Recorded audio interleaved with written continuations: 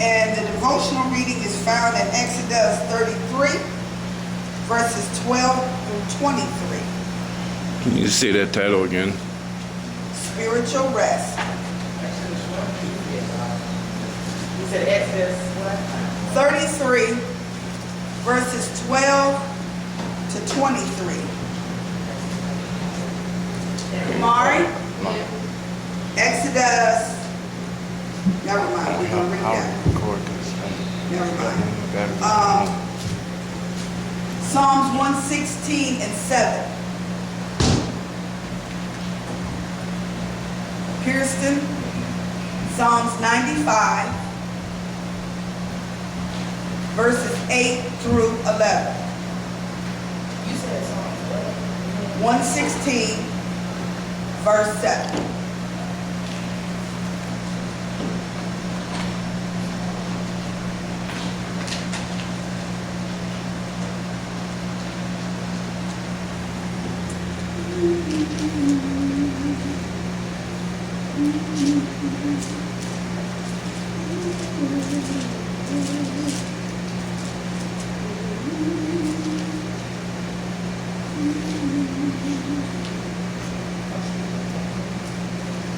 You guys have it? No.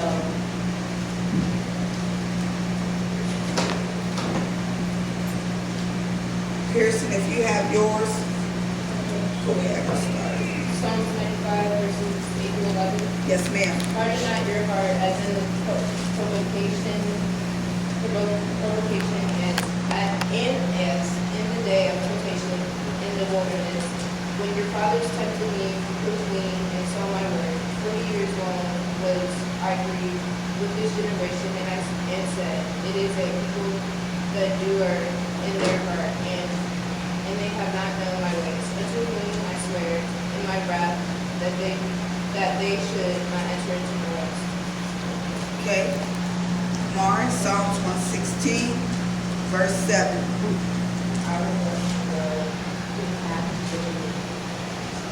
That's right, right? I just can't hear it. I will bless the Lord who hath given me counsel. My hands also instruct. 116, chapter 116, chapter verse 7. You said verse 7, right? That is verse 7. Psalms 116.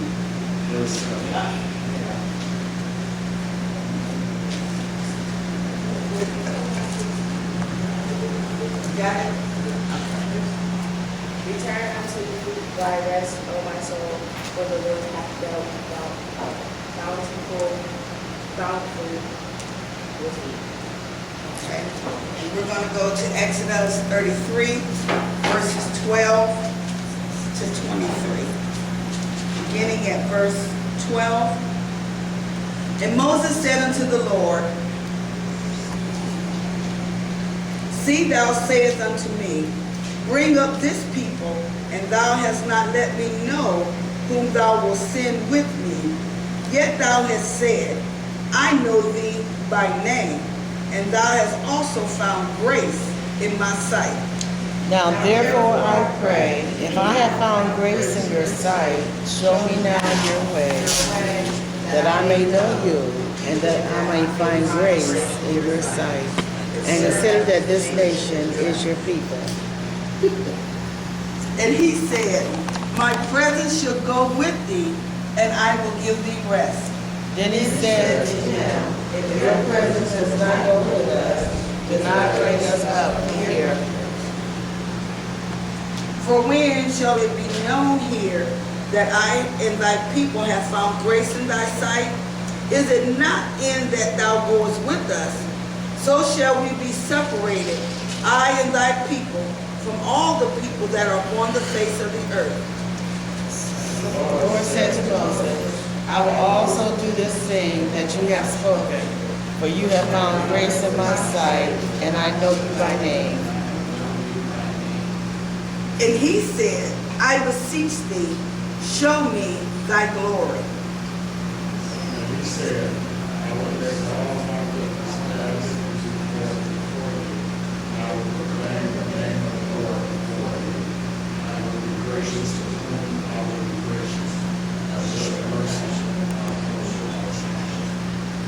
And he said, Thou canst not see my face, for there shall no man see me and live.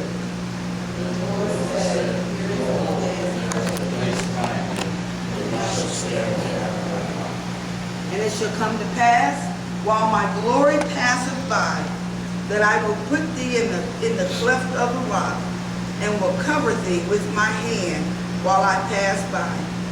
Then I will take away my hand, and thou shalt see my back, but my flesh shall not be seen. Shall not be seen. Amen.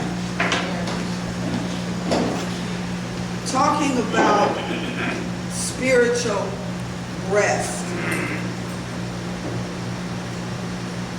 What does that mean to each of you?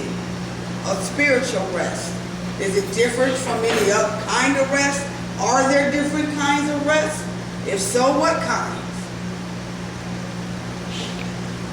Sleep. Smart. Like, you need some sleep. Like rest, like you need some Okay. That's her opinion, Sister Addison.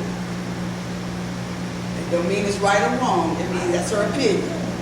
So you say it's like sleep, like rest. Okay, Brother Burton.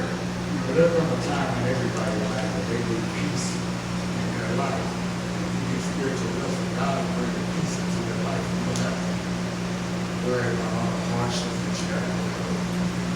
Okay. So, somebody else had their hand up? You just doing that? Oh, with your hand up? Oh, okay.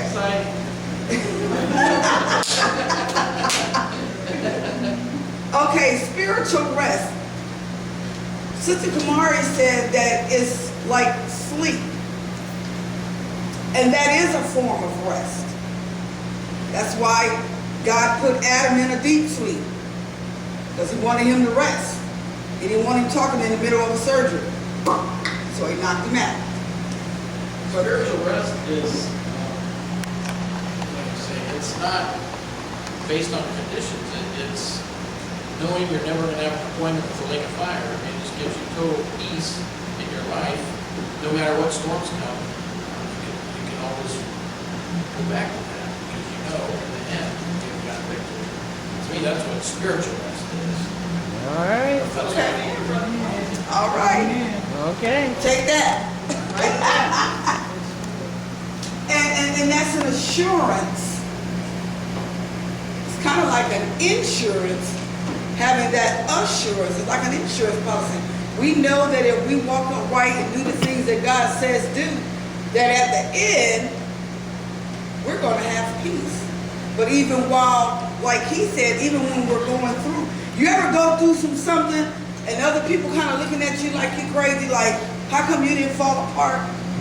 How are you still standing? How come you didn't lose your mind? How come you didn't have a nervous breakdown? Because girl, that had been me, I'd have lost my mind. Ever have something going on like that? Because God gives us a peace that surpasses all understanding. And when you have that peace of God, you're able to have the rest, not just in the natural, but a rest in the spiritual. He said in the scriptures, come unto me all ye that labor and are heavy laden, and I'll give you rest. Come unto me all ye that labor. That's just not talking about somebody that's working a 9 to 5. That's talking about somebody that's on the battlefield, going through it every day, day by day, one spiritual battle after another. Come unto me all ye. Come unto me. Who is me? Who's talking? When he said come unto me,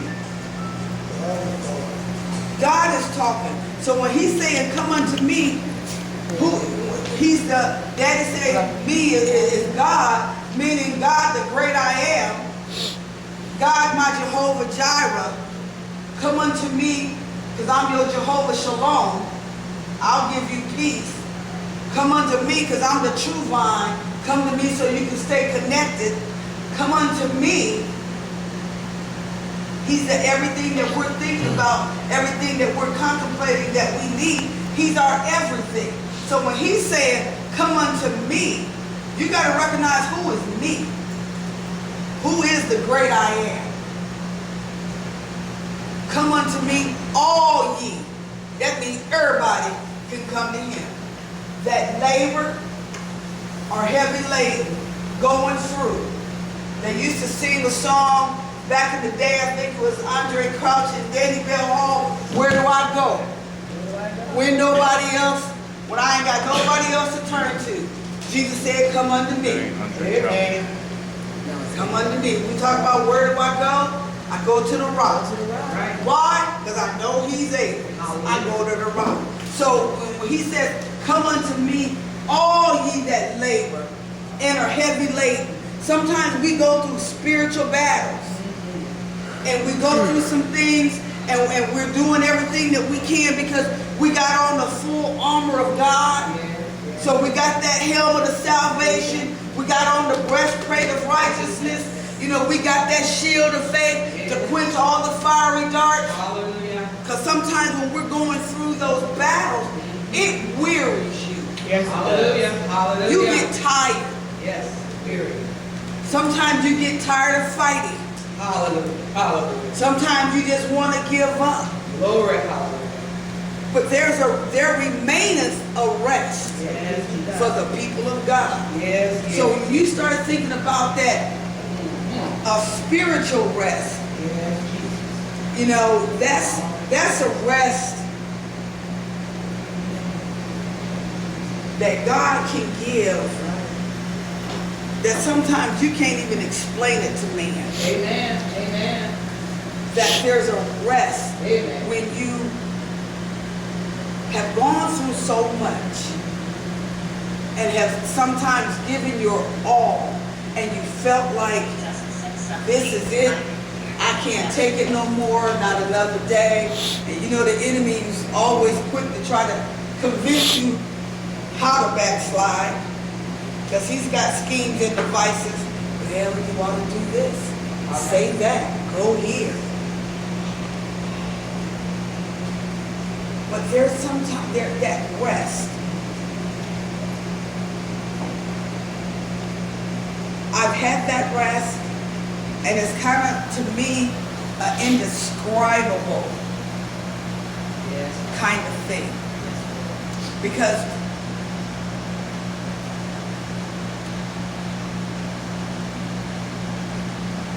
I can't even put it in words. But it has happened to the point where from just being weary, from being wounded, from being lied on and talked about and mistreated, and you still press on and you still press on and you still just continue to go. Come unto me, all you that labor and are heavy laden, and I will give you rest. Spiritual rest. Not just talking about, and some people kind of think about, because they say, well, the Sabbath day is the day of rest. True and not true. How so? Is that a question? Uh-huh. Okay. How so? Brother Carl. The Sabbath was a day of rest and still is for Jews all over the world because God created the world in 6 days. He stretched out his world instantaneous creative work for 6 days to serve as a model for Israel. He said they rested on the seventh day. So you do the same. But when the church age started, we're supposed to get the first fruits of God out of everything. Sunday is the first day of the week. So in my opinion, that's why we need them. But that's what the Sabbath was. Right. That's what you're asking about. Kind of true, kind of not so. Okay. Because you have different denominations who say the Sabbath is on Sabbath. Right. But it is on Saturday. The Jewish. Right. Yeah. But we take it in a way. Do we really rest on the Sabbath? No, a lot of times we don't, and I don't really think that that we're required to. The New Testament says, don't forsake the assembling of yourselves together. So as long as you go to church and fellowship and you're in Bible study, you can even work Sunday afternoon if you want, in my opinion. You know, as long as you're not forsaking the assembling of yourselves together as is the habit of some. So I don't think we're held to the Sabbath because we're not under the law anymore. And Jesus is the Lord of the Sabbath, so any day you worship. Right. That's it. Fine. That's Not it. say Saturday, it doesn't have to be Saturday, because he's the Lord of the Sabbath. Right. He gives us And that's the point I was trying, because some people, they hold on to those traditions and they don't let it go. But we're not under law. We're under grace. But I remember back in the day, and I know Pastor agreed, our parents did absolutely nothing but come to church. Hallelujah. They didn't cook, Hallelujah. wasn't no washing dishes, Glory. wasn't gonna be no nothing, no ball playing. You didn't go outside and play because it was the Sabbath, and you kept it holy. Hallelujah. And it was church from sunrise to well past its set. Amen. But that was a tradition. I mean, they didn't, I don't think they really knew any better, you know, but that was their understanding of the Word of God. And they cooked their meals on Saturday. They warmed it up just enough so you could eat it. And that was it. But there was no cooking on the Sabbath. There was no washing your car, running the sweeper, cutting the grass. God. And if you thought you was going to do some of that in my mother's house, you had another thing coming. Amen. I don't care who had a party on a Sunday, Amen. it's the Sabbath. You're not going. Amen. Amen. And that was a tradition. Didn't really mean any harm in it, but that wasn't really what God was saying. But they honored God. And because they honored God, God blessed them because they were holding on to His word as best they understood it. You know, anybody else have anything on a spiritual rest? I agree with everything you said, because I was brought up the same way. But now, it's totally the 21st century. Back then, rest, my mother did not do, she cooked on Saturday, the only thing she cooked was cornbread. Made sure we sit down as a family at the table, we prayed, and they meant that. You couldn't hardly do nothing. We didn't watch TV, nothing. We talked about Jesus all day, Jesus Day. They meant that. I thank God for the upbringing, But now, people, it seems like Sunday is the day you wash your car. Sunday is the day you go to bed, you sleep, tired. You know what I mean? Go to the park. Rest day. That's your rest, personally. But I just take hold to this tradition, because it is God's day. And like the pastor said, it was Saturday, but we just keep it on, and each day we keep it holy. Each day of the week we just keep it holy. And every day we spend time with Jesus. Every day. When I was coming up, everything we did during the week, we wasn't allowed to do it on Sunday. Nothing but to eat. My mom would cook. Everything she's gonna have for Sunday, she'll cook it Saturday night. And then Sunday, you had to go to Sunday school, church in the morning, church in the afternoon, and church at night. Amen. That was your daily occupation on Sunday. Amen. And we would get out there, sometimes we sneak around the house and we doing things, mom come around there with a switch. So, Amen. you see, but now, I don't know whether that was a tradition or not, but that's the way I was raised up in the neighborhood. And that kind of, under them kind of conditions. But it paid off in the long run, the majority of it. And it was rest. They said, my mom said, 6 days you labor and the 7th day you rest. So whatever we were doing during the week, Sunday we didn't do it. That was supposed to be our rest day. And that was our church day. I'd go to one church on Sunday morning, Sunday afternoon I go to my mom's church. And around 5 o'clock I went to BTU. And when it was over at 6, I went back to my mom's church tonight. So that's what we had to do on Sunday. And so when it wasn't no hour time, because you leave from here and you go there and you leave there and you go there and you leave there. So it wasn't no hour time. But it was rest. You rest for what we were doing during the week. But see, I think that is still different from a spiritual rest. You know, that's resting from our everyday life. But a spiritual rest, you know, and I think there's, in my opinion, 2 different levels of a spiritual rest. The final one is the eternal rest that he gives us. But then there's a rest that he gives us from, like I say, from the struggles that we go through in this walk of life. And so that's why I say I believe there's 2 different, well, I think there's many different types of rest. But for a spiritual rest, I think it's different levels or just different types of spiritual rest.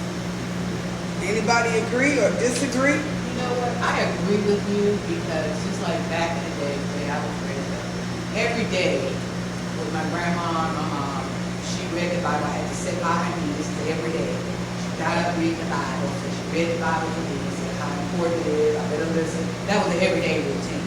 I heard that Bible, so you don't have to listen. You know, it was just the way it was. I got up, I was obedient, set beside her, and you know, your mom was with me.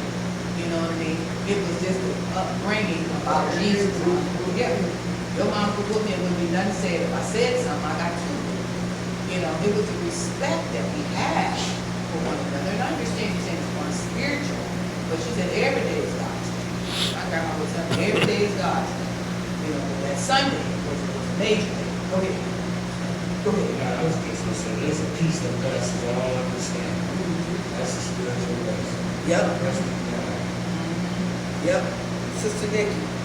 That's pretty much what I was gonna say, the verse said, but like for me, my opinion for spiritual rest, I kind of take it as, like sometimes as a physical, you can do so much to your body and overdo it that you're not quite sure that you're doing it in one day. Like for some reason on Fridays, and I'm just saying the physical part, on Fridays, I'm gonna go home and go to sleep. Where on Fridays, everybody going, let's go to the show, let's go to the movie. It's like on Friday, that is my most tired day. I don't want to do nothing, and I feel when I get my rest, then my body's resting up. As far as the spiritual rest, I feel that sometimes you don't know if you're doing wrong, you don't know if you're doing right, and sometimes, like you said, God would put stuff in front of you, maybe warnings or whatever,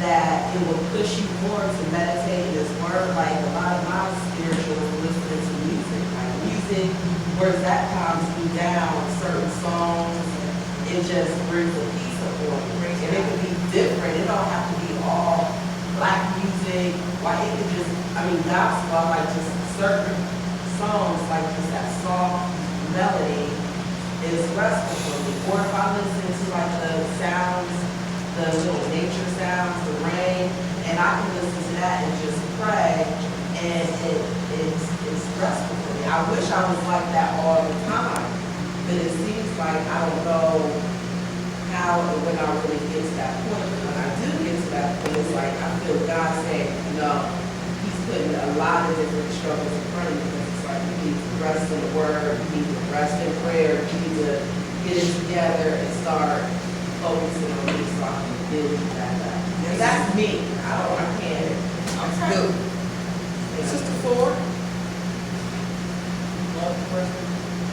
Spiritual rest. What does that mean to you? How do you feel that you can obtain spiritual rest?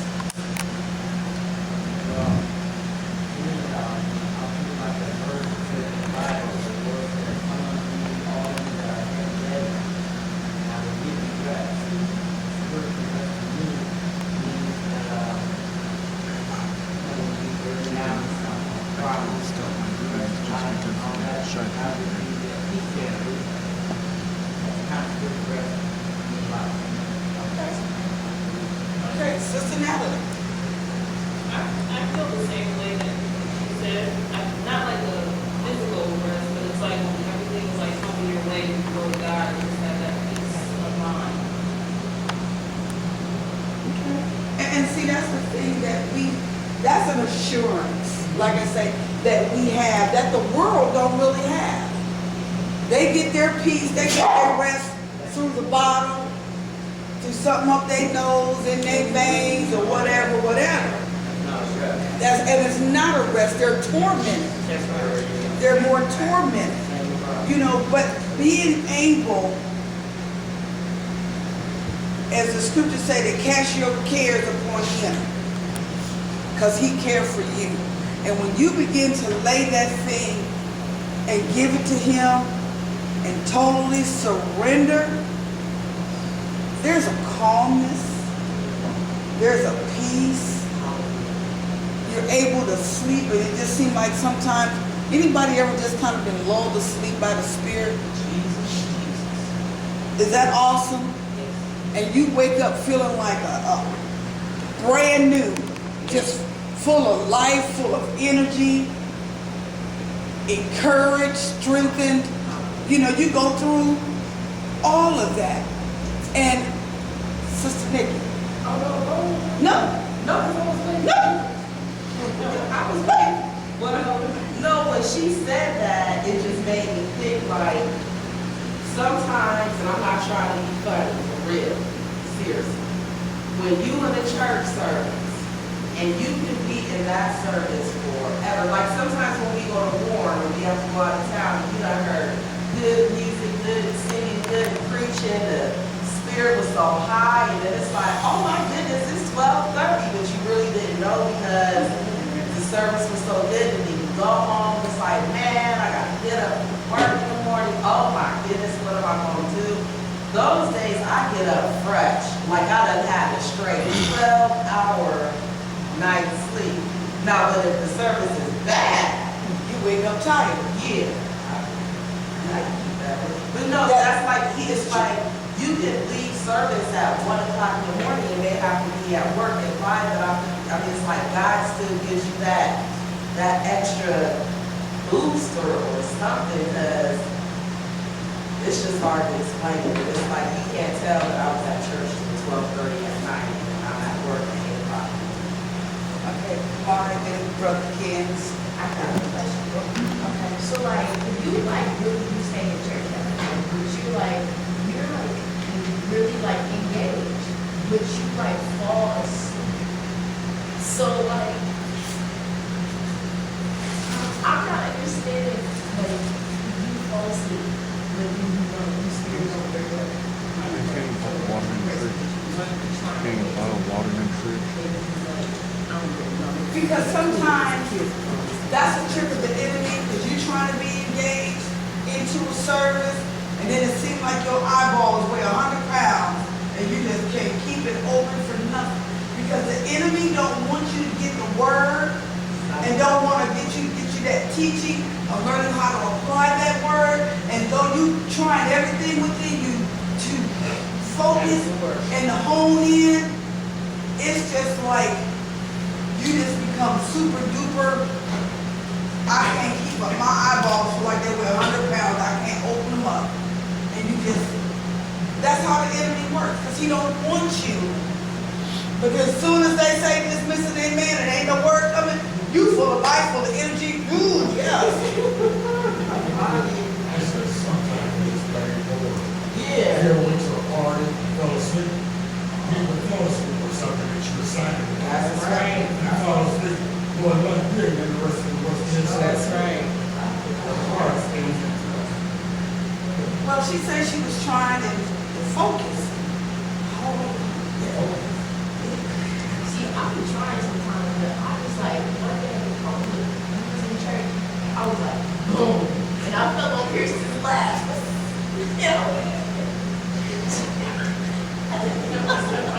I tried. I couldn't. Like, I was like, my head was bobbing like this. I'll be trying. And I just like fell out on her lap. Sleep. Okay, Sister Gary. I understand because I was that age, but it's a learning. Everything is a learning. It's like when you get up and go to work, you go up every day to go to work. It's a bonus, you're going to work every day. You just clock, you know what time she's getting up on. This is what we do every day. Get up, read the Bible. It's, you know, you have to keep heart with Jesus. Say, Lord, take that thing away. But you don't get tired when you at work. You don't get tired, y'all. Go away from here. Just shut the door. Shut that door. Yes, ma'am. It's a learning behavior. It's at school. Think about it at school when you gotta take an exam. You gonna study for that, study to show thyself approved. That's right. You know, you gotta ask God. You got to ask Jesus. Okay. He's your strength. Brother Ken, you had your hand. Yeah, I got a question. Can a person in the world see fire while the person in the church don't see the fire? Okay. Reason. Brother Ken says, can a person in the world see fire and a person in the church Don't see the fire. don't see the fire? I have a reason why I asked that. I think so, but that's my opinion. What kind of fire? A fire like that, the building is burning. Okay. You say fire, just like maybe if the building was burning. Because, okay. I say yes, but, okay, Brother Burton said, the devil can prophesy just like a saint. But the devil don't tell all lies. You have to finish it up in order to try to make it work. There you go. Yep, the devil can give visions too. Well, I have a reason for asking that question. Okay, let's answer your own question. I was over at a friend's house one summer. The house had caught on fire, unknown to my knowledge, because I was in the opposite side of the house. I'm watching, everybody, go outside. They're like, you gotta get out of the house. The house is on fire. I'm like, I don't see the fire. The house is like 50% engulfed in flames. I'm still sitting in the house. Everybody's screaming, "Come outside!" I'm like, "Why? You go, the house is on fire." I'm like, I don't see it. But so I walk out of the house. I look back. It was as though the house is new. No fire ever touched it. Okay, but was it actually on fire? According to them, it was. Did the fire department show up? No.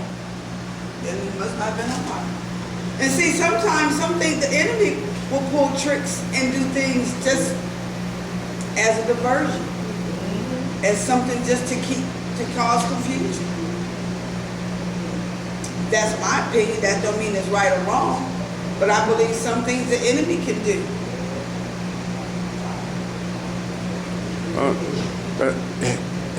It did happen. It did happen, and the house wasn't on fire. No, when I came out, the whole time the people kept saying the house is on fire. I'm looking around, I'm like, I don't see it. So in reality, was it on fire? According to them, it was, but I never saw it. Okay. When I came out of the house, I looked back. It was as though the house is new. The fire never touched it. Okay, that's different. Brother Burton. I know a lot of people on drugs, some things, just like I was talking about. I wasn't doing drugs then. I said death. He said he wasn't on drugs. I seen death come out the sky and try to enter my body. And I jumped out of the car while I was still in drive. I seen people crawl on floors, run around the house, and talking about somebody was chasing them. A lot of people become disillusioned. The devil will send you something that's not really true. That's for true. you to take your mind away from it. Like they said, if the devil can get your mind, he got all of it. That's it. And the enemy is out there to destroy people's minds. So there's a lot of drugs out there that can fool you. You get caught up in a lot of things. You never know about that. That's true. I haven't did drugs since I lived in Cleveland. You don't He's talking about the necessarily be people who on are drugs. seeing the fire, not you. Yeah. Right, and they might have been the ones that was on something and seen is what he's trying to say, Oh, not okay. you. They may have been, and that's why they seen it and you didn't. That's it. I mean, like, for people these things, they might see their future that you don't get this, whatever you got going on, this is hell. If they see it a burning fire, I've heard a lot of people say they've seen, or I've read that they've seen fire before they died, or they were in a hospital room and they were screaming, get the fire away from me!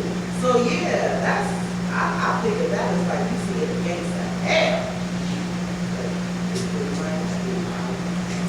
Yeah, that's my opinion. Nothing solid. Brother Jackson. When Timothy went, long time ago, Bill told him he could fly. He went upstairs and all the way up in the attic and put a sheet around his neck and jumped out the window, thinking he could fly. And he ended up in the hospital about 3 weeks. A lot of people did that back in the day. Yeah. Jumping out windows, they was taking that LSD. I was gonna say. LSD made you think you could do anything that PCP, boy, he said, lie. It can make you see Archaeologists different sing that things. song down Brother Kid. Since you guys talk about history, 1976 when the original Superman came out, you know the Ren building over here on Market. When the original Superman came out, guys that wanted to act like Superman jumped off the building. They said he was okay until he touched the ground. Yes, he was. He was okay till he touched the ground. Yeah, it's not the fall that kills you. It's It's that impact. That's that impact. But going into a spiritual rest is a place that we should always desire to be.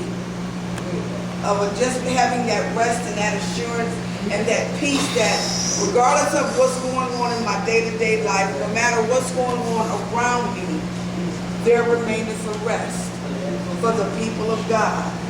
And don't fight the rest.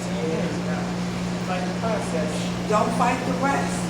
And sometimes, I tell some people that they just do so much. I said, you better slow it down, step it back a bit, and you're going trying to burn the candle at both ends. And what happens when you get to the middle?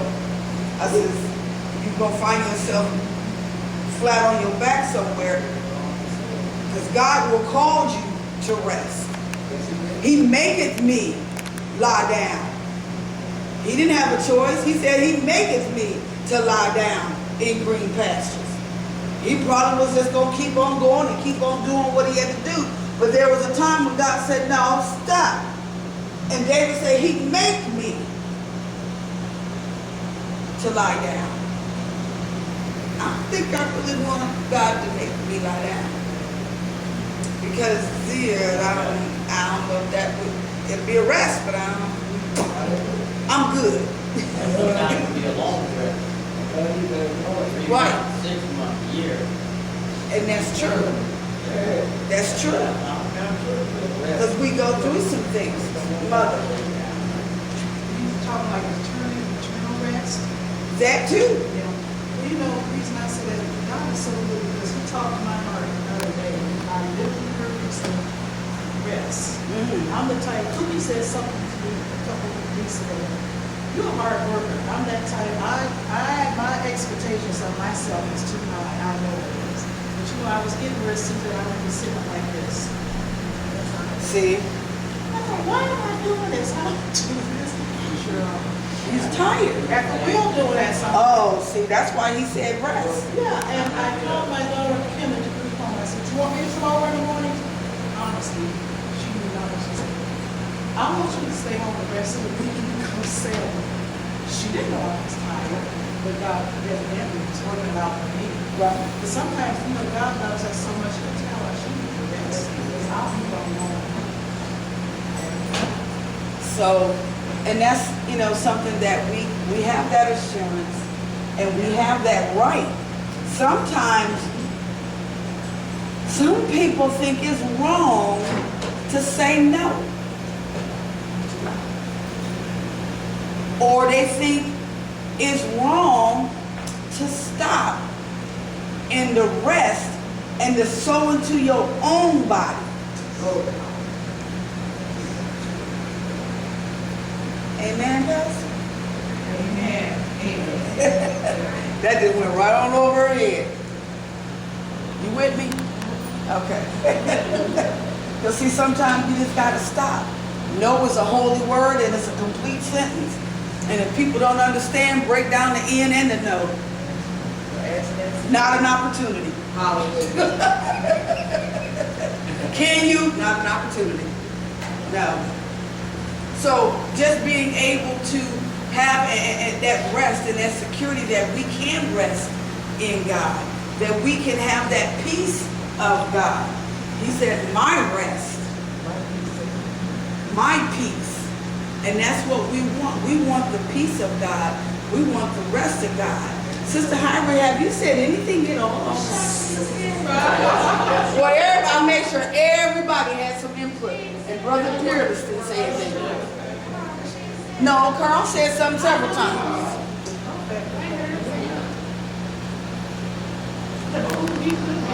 Yeah, you, Sister Hyra. And then him. This just reminds me of the situation I've been through on my job ever recently. No more like 2 months ago, I had to travel to Youngstown for a month straight, abruptly, because this manager I was quit. I'm going out there.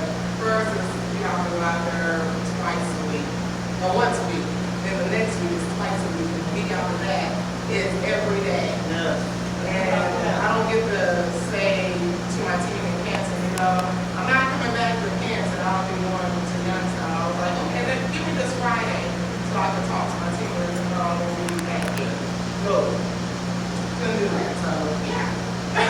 So I'm like, okay, that's kind of wrong. And while I'm out there, I have to sit down with a person over the phone, because we were downsizing. And I said, and that was another reason I wanted to go to work out in the hands so I could do that meeting in person, because you don't set somebody down on the phone. No, it ain't. And my boss said it should do.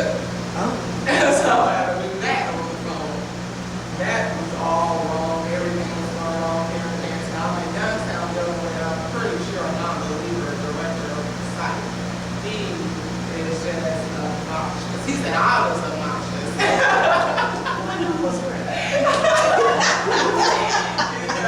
Very combative, whatever, and I probably am, because he was talking down on my team and I don't think. Hey. I'm like, and my boss was like, well, I don't want to say anything. I don't know. You were attached to the email, but you didn't. Told you to coach me. So I'm going through this with him, and I'm telling her, he's wrong, and you she was wrong, because I mean, you just don't, what he was asking we shouldn't be doing, and I'm like, if I don't take up on my team, we will, because you're not. That's it. And so I had to deal with that, and I'm working hard to win him over, because I have to work with this dude lately.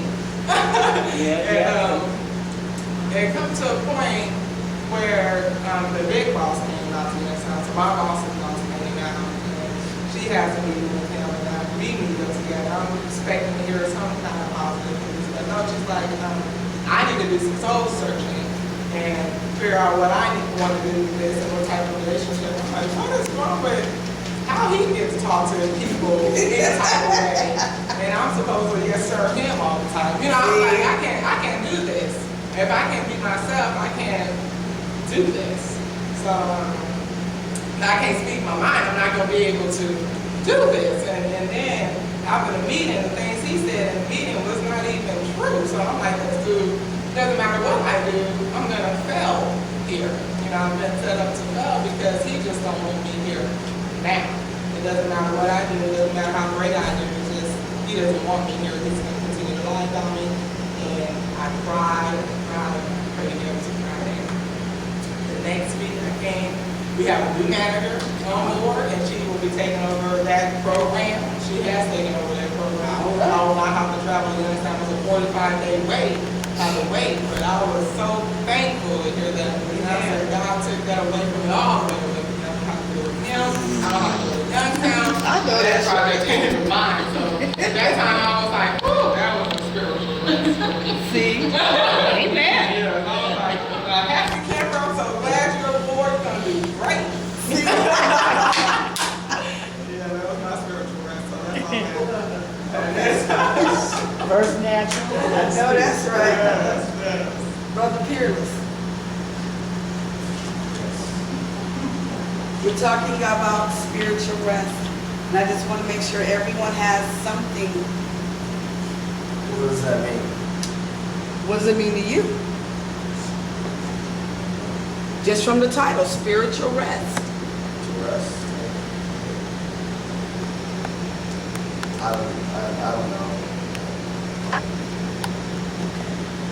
Well, one of the scriptures I'll give you, we've already shared with the class. You were out attending business. Where the scripture says, come unto me, all you that labor and are heavy laden. Everybody that's going through something, come unto me. And we read throughout the Bible where Jesus is describing himself as I am. So come unto me, the I am. What is he to you? I'm the healer. I'm the Jehovah Rapha. I'm the Jehovah Shalom. I'm your peace. I'm the true vine. You are part of the branch. So come unto me. Stay connected to me. Come unto me, all you that are heavy laden. I'll give you rest. Everybody that's going through something, no matter what you're going through with, spiritually or naturally, you have an opportunity to come and to lay that thing down and allow God to give you a rest and to give you a peace over any situation and to give you a rest no matter how sometimes spiritually we feel beat up, we feel beat down, run over, because we go through a lot of things spiritually as well as naturally. So we have an opportunity for us, and what we've shared throughout the class, he says, come unto me and I'll give you rest. Understand a little better now?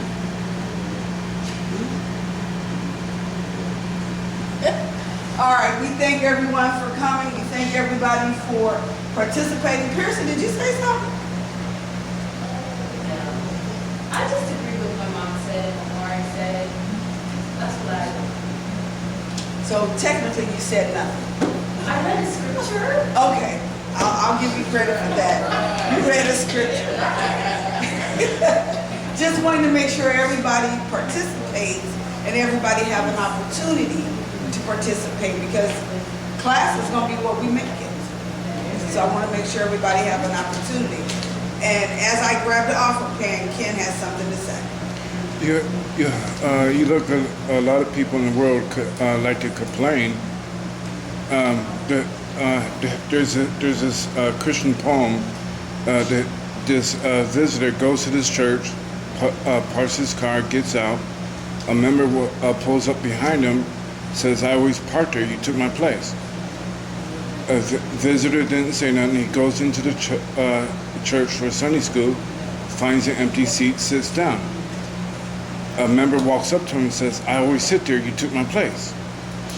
Now the visitor is somewhat upset, but still says nothing. After Sunday school, he goes into the sanctuary for the morning worship, finds an empty pew, sits down. A member walks up to him and says, "I always sit there. You took my place." Now the visitor is angry, but still says nothing. And then as the church begins to pray to usher Christ into the room, the visitor stands up. His appearance begins to change. Scars on his sandaled feet, nail scars on his hand. A member of the church yells out to him and says, "What happened to you?" As his hat becomes a crown of thorns and a tear falls from his eye, he says, "I took your place."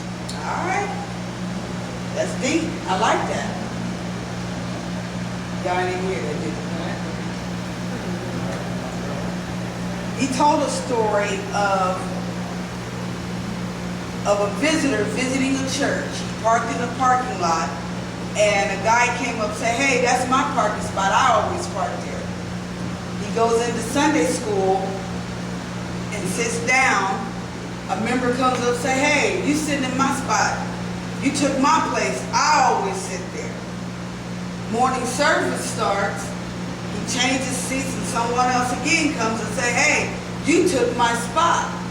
As the praise and the worship is going forth, his appearance begins to change and the scars begin to show forth.